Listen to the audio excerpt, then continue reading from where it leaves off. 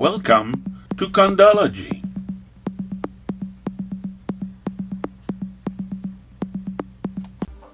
Yo, I'm CondoBot. A big change is coming.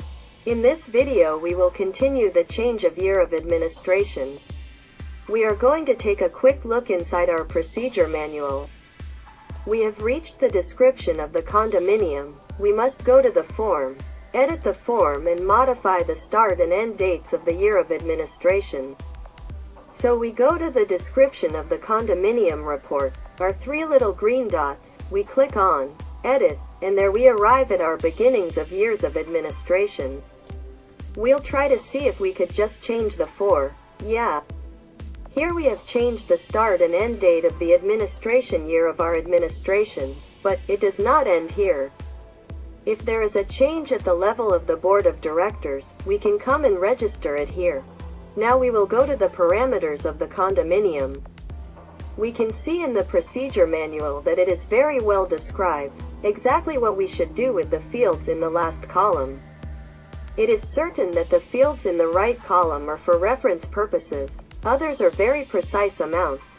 We will see it as we go along. I also made sure I have made a copy of our summary to have the amounts at the end of my mouse. We will be able to refer to it to complete our amounts. In terms of inflation, well, I know it's for reference, but we know that it was quite significant this year in terms of inflation. The previous year's budget was $36,800. Except that for this year, our current budget becomes our previous year.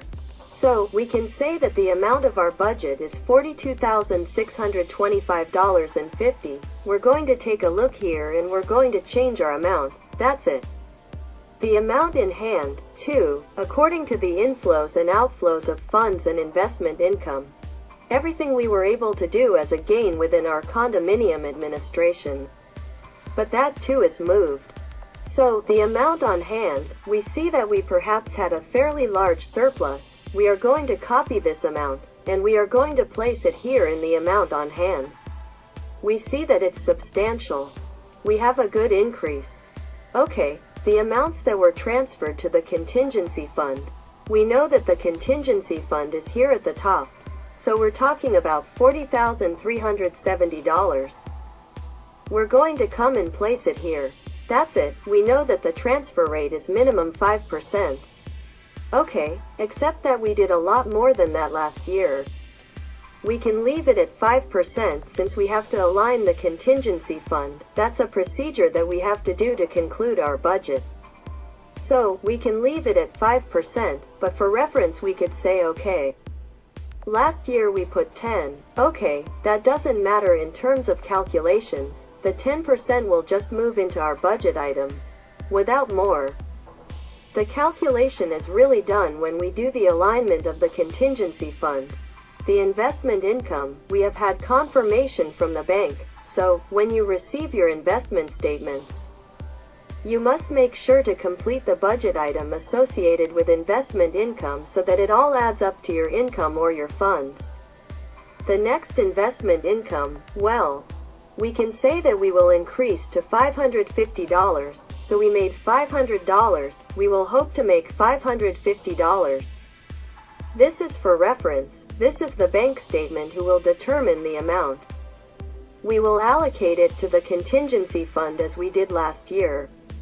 The self-insurance fund is sufficient to cover a disaster, in fact, it is the deductible which is covered by this amount. So that is correct. If you have borrowings, we put the borrowings. But otherwise, our right column is completed. We will come to the bottom, and we will update.